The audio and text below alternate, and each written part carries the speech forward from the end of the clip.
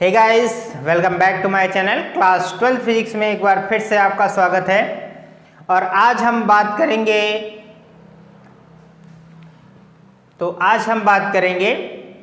One day graph generator की।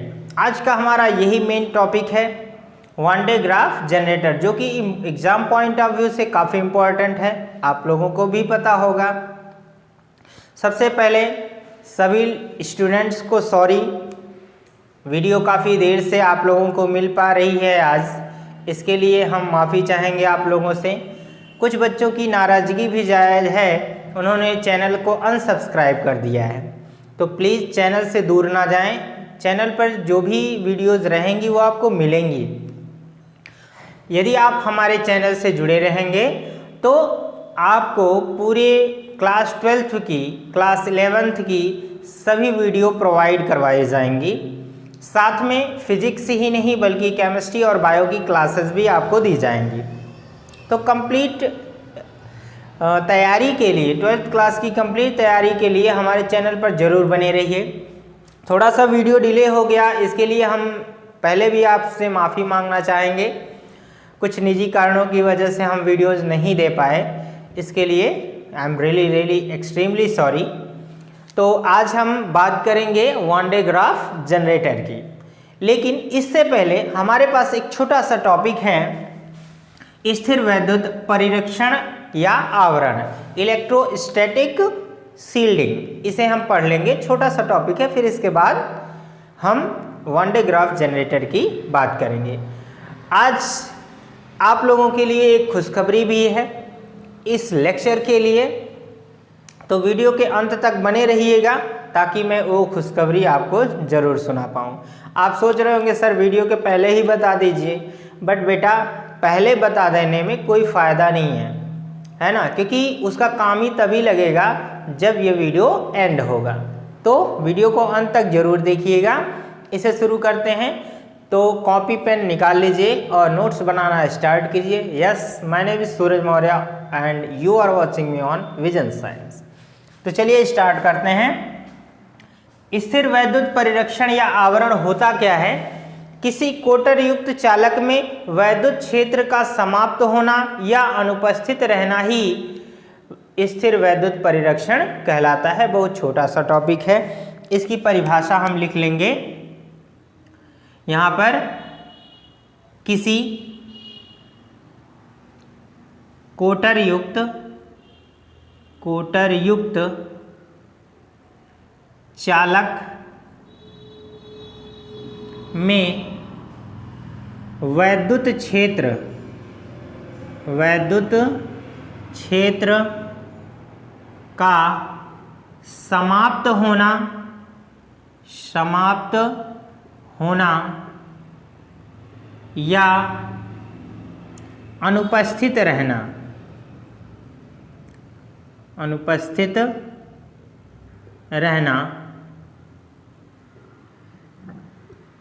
स्थिर वैद्युत परिरक्षण कहलाता है, परिरक्षण या आवरण कहलाता है।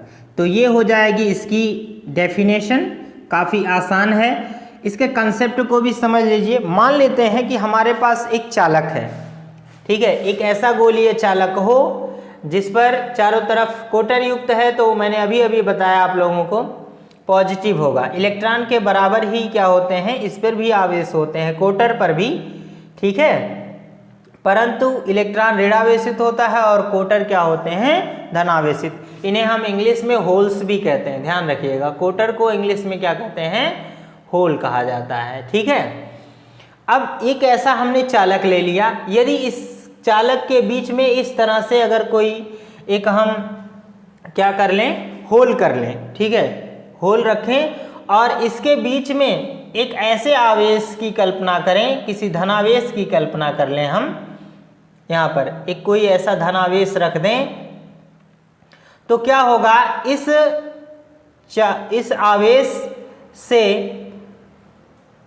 इस आवेश और इस चालक के बीच में यहाँ पर जो होगा वैद्युत क्षेत्र क्या होगा, नहीं होगा।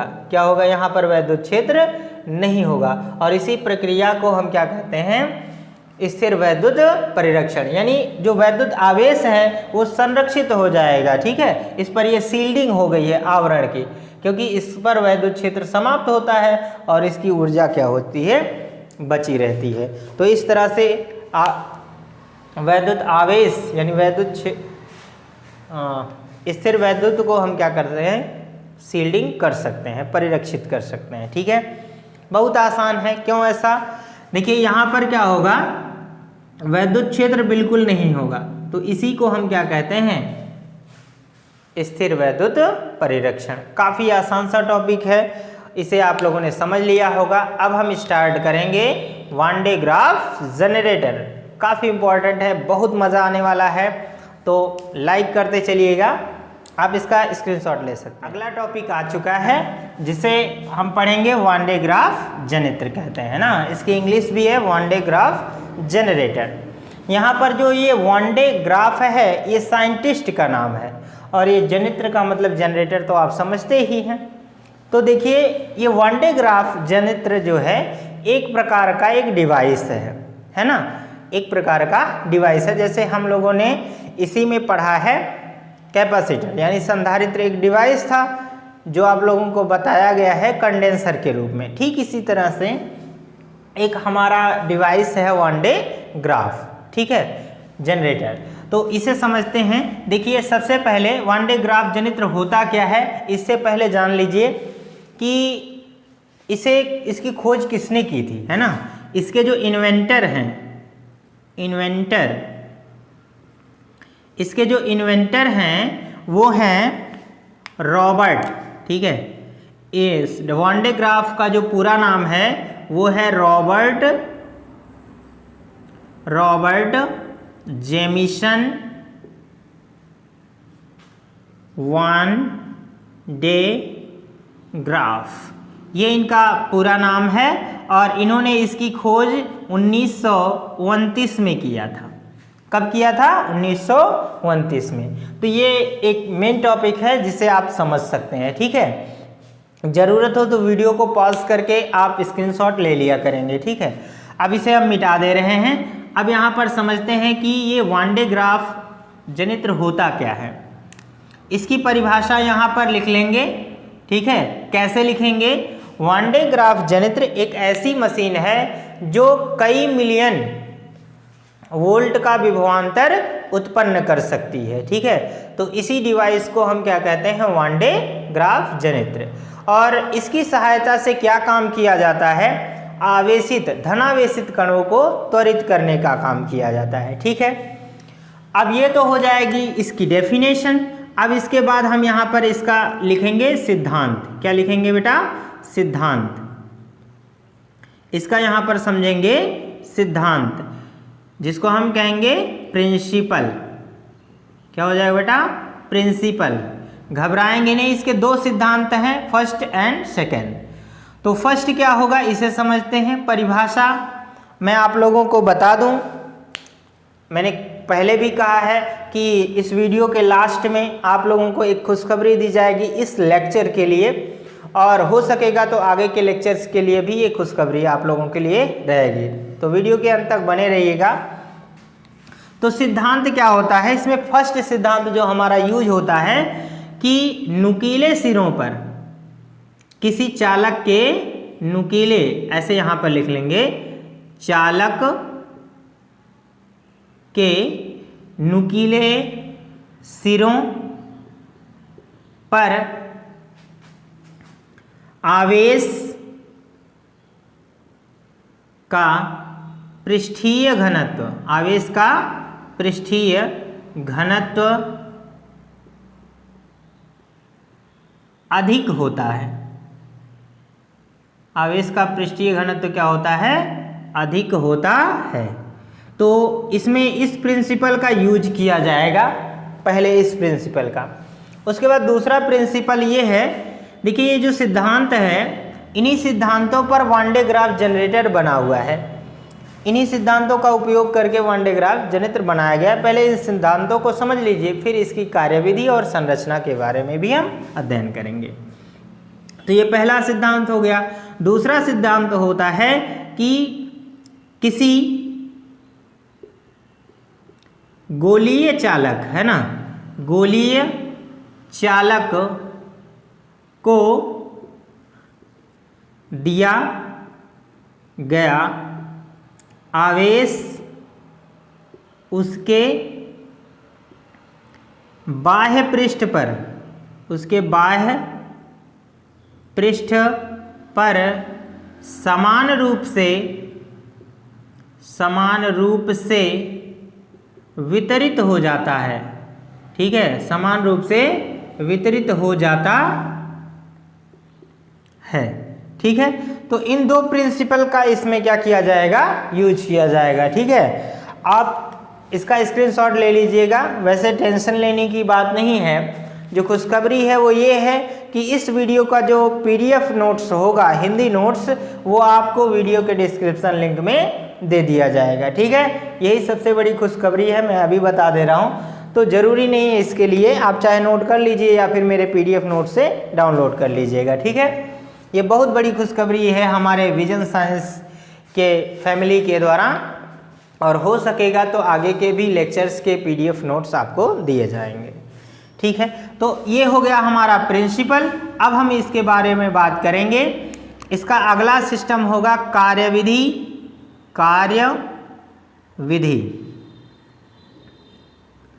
कार्यविधि एवं रचना। ठीक है, कार्यविधि एवं क्या पढ़ेंगे, रचना पढ़ेंगे। ठीक है, तो कार्यविधि क्या होगा और रचना क्या होगा। अब हम इसे मिटा दे रहे हैं, इसकी आवश्यकता नहीं होगी आप लोगों को।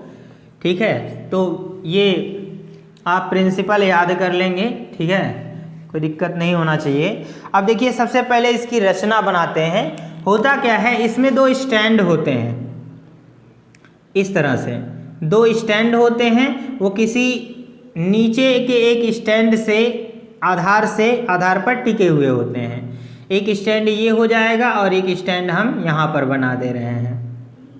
ठीक है, और उसके बाद क्या होगा, ये स्टैंड जो होता है वो विद्युत रोधी होता है। कैसा होता है, विद्युत रोधी होता है, विद्युत रोधी स्टैंड होता है।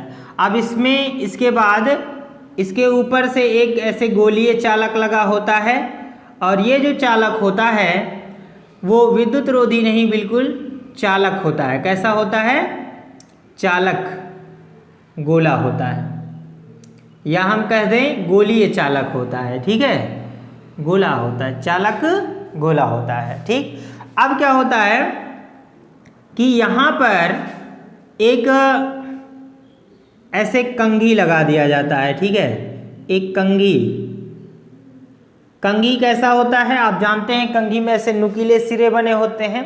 अब कंघी क्यों लगाते हैं, अभी हमने बताया, नुकीले सिरों पर आवेश का पृष्ठीय घनत्व अधिक होता है, इसलिए एक कंघी इधर लगाया जाएगा। इसका नाम रख देंगे हम C1। और इस कंघी C1 को क्या किया जाता है, एक हाई टेंशन की बैटरी से कनेक्ट कर दिया जाता है। ये बैटरी है, इसे कनेक्ट कर दिया जाएगा, और एक दूसरी भी कंघी लगी रहेगी इधर चालक के समीप, यहाँ पर। इसे कंघी क्या कहते हैं, C2 कहेंगे। ठीक है, और यहाँ पर इसको पृथ्वी से जोड़ सकते हैं। ठीक है, इस तरह से। पृथ्वी का विभव क्या होता है, 0 होता है, आपको पता है। और इसको बाहर से भी ऐसे सील्ड कर दिया जाता है। ठीक है, पैक कर दिया जाता है, बाहर से पैक कर दिया जाता है, ध्यान रखना है आपको। अब क्या होता है, यहाँ पर दो और पुल्ली लगी होती है। ठीक है, पोल लगे होते हैं, घिरनी जिसको कहते हैं। ये देखिए, एक घिरनी यहाँ पर होता है और एक घिरनी यहाँ पर, और इसके सहारे पर इस पर एक पट्टा चढ़ाया जाता है, और पट्टा भी कैसा होता है, विद्युत रोधी। और पट्टे की जो चाल होती है वो इस दिशा में होती है, ऐसे ऊपर की तरफ जाएगी और ये नीचे की तरफ आएगा। ये पोल P1 है, इसे हम पोल P2 कह सकते हैं। ठीक है, तो इतनी बातें आप समझ चुके होंगे ठीक है। और यहाँ से एक ऐसे टारगेट लगा होता है, ठीक है, जहाँ पर जैसे आवेश को त्वरित करना होता है, जहाँ पर इसकी सहायता से, हालांकि इसे अभी रहने दीजिए, बाद में हम बताते हैं, ठीक है, इस बात को हम आखिरी में बताएंगे, ठीक है। चलिए, ये होती है इसकी संरचना, ठीक है। तो संरचना में क्या लिखना है, इसमें क्या होता है, दो कंघी C1 C2 होते हैं और दो घिरनी लगी होती है P1 और P2, और इस पर एक पट्टा चढ़ाया जाता है जिसकी दिशा चित्रानुसार दिखाई गई है। ये दो स्टैंड लगे हुए हैं जो विद्युत रोधी है, और ऊपर से एक गोलीय चालक रखा होता है, जो गोला होता है वो चालक होता है, ठीक है। अब देखिए, इसमें ये तो हो गई इसकी संरचना की बात। बाहर से इसको भी हम पृथ्वी से क्या कर देंगे, कनेक्ट कर देंगे, ताकि जो इस पर आवेश बने वो पृथ्वी के अंदर चले जाएं, पॉजिटिव बाहरी पृष्ठ पर जो आवेश आएंगे, ठीक है, ये होता है। ये तो बात हो गई इसकी संरचना की। अब बात करेंगे इसमें कार्यविधि की। कार्यविधि क्या होता है, अब देखिए यहाँ पर प्रिंसिपल का यूज करना है, ठीक है। कैसे, देखिए, जब हाई टेंशन की बैटरी से कंघी C1 को हम चार्ज देते हैं, है ना, जब पॉजिटिव चार्ज दिए तो हमने बताया कि चालक के नुकीले सिरों पर आवेश का पृष्ठीय घनत्व अधिक होता है। देखिए, जैसे मान लेते हैं हमारे पास यहाँ पर कोई इस तरह से एक चालक गोला है, सपोज इस तरह से है, मान लो इस तरह से है। यहाँ पर यदि पॉजिटिव चार्ज इसको दिया जाए, ऐसे, है ना, पॉजिटिव चार्ज दिया जाएगा तो इसके नुकीले सिरों पर जो होगा ये आवेश का पृष्ठीय घनत्व क्या होगा, बहुत अधिक हो जाएगा। और जब इसके संपर्क में कोई वायु आती है, क्या वायु, जब वायु इसके संपर्क में चलती है तो ये क्या होता है, धनावेशित हो जाता है और विद्युत पवन चलने लगता है, ठीक है। और यही प्रोसेस यहाँ पर होगा, जब इसे आवेश कंघी C1 को पॉजिटिव दिया जाएगा तो यहाँ से जो आवेश होते हैं वो इधर की तरफ निकलना शुरू होते हैं, ऐसे सीधे, जैसे कि प्रेशर पाइप से पानी आगे की तरफ निकलता है, ठीक उसी तरह से जब इसे आवेश दिया जाएगा तो आवेश इस रूप में आगे निकलेंगे।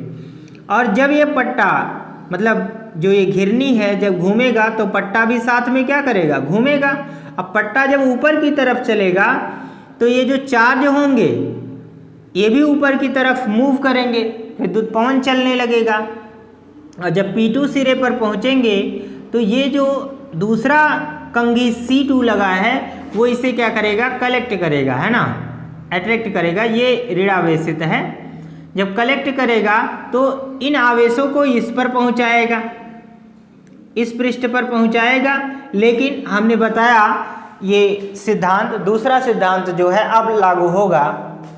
पहला सिद्धांत तो यहाँ लागू हो गया कि नुकीले सिरों पर जो पृष्ठीय आवेश का पृष्ठीय घनत्व होता अधिक होता है। अब इसके संपर्क में जब वायु आती है तो विद्युत पवन चलने लगता है, तो आवेश ऐसे ऊपर की तरफ मूव करेंगे इस पट्टे के सहारे। क्लियर। अब क्या होगा, जब इस पर कलेक्ट करेगा तो दूसरा सिद्धांत अब यहाँ पर लागू होगा कि किसी गोलीय चालक को दिया गया आवेश जब ये कलेक्ट करके आवेश को इस पृष्ठ पर देगा तो समस्त जो आवेश होंगे वो इस चालक के बाहरी सिरे पर एक समान रूप से क्या हो जाएंगे, वितरित हो जाएंगे। यही दूसरा सिद्धांत है आप लोगों का, ये हमने बताया आप लोगों को, ठीक है, यहाँ तक वितरित हो जाएगा। यही है इसकी कार्यविधि और ये लगभग 3 × 10⁻⁶ मिलियन प्रति वोल्ट को क्या करता है, उत्पन्न करता है। इतना उच्च विभवांतर ये देता है, ठीक है। अब देखिए बात आती है कि इसका उपयोग क्या है हमारे दैनिक जीवन में। तो इसका उपयोग जो है वो ये है, यहाँ पर पहला लिखेंगे उपयोग, ठीक है। पहला उपयोग ये है कि इससे जो हमारा ये वैद्युत वान डे ग्राफ जनरेटर है इससे उच्च विभवांतर उत्पन्न किया जाता है, ठीक है। यहाँ पर पहली बात है उच्च कोटि का विभवांतर उत्पन्न करने में। किसमें? विभवांतर उत्पन्न करने में, उच्च कोटि का विभवांतर उत्पन्न करने में। पहला टॉपिक हो गया। दूसरी बात यह है कि इसमें इसके द्वारा आवेशित कणों को त्वरित किया जाता है और उसकी ऊर्जा बढ़ाई जाती है। ठीक है, यहाँ पर मैं लिखूंगा धनावेशित कणों को, धनावेशित कण, जैसे प्रोटॉन, ठीक है, प्रोटॉन, ड्यूट्रॉन, ठीक है, और अल्फा कण, इन सब को क्या किया जाता है? त्वरित किया जाता है, और जब त्वरित किया जाएगा तो इनकी ऊर्जाओं में वृद्धि होती है। ये दूसरा पॉइंट है। तीसरा पॉइंट है कि नाभिकीय आविष्कार में, नाभिकीय आविष्कार में इसका उपयोग किया जाता है। आप लोगों ने इसके पीछे या केमिस्ट्री में कभी पढ़ा होगा, आप लोग ये चीज पढ़े हैं कि रदरफोर्ड का अल्फा कण प्रकीर्णन, है ना। आखिर रदरफोर्ड ने अल्फा कणों की बमबारी स्वर्णपत्र की झिल्ली पर कैसे बमबारी किया होगा? हाथ से तो मारा नहीं होगा, किसी यंत्र की सहायता से अल्फा कणों की बमबारी की होगी।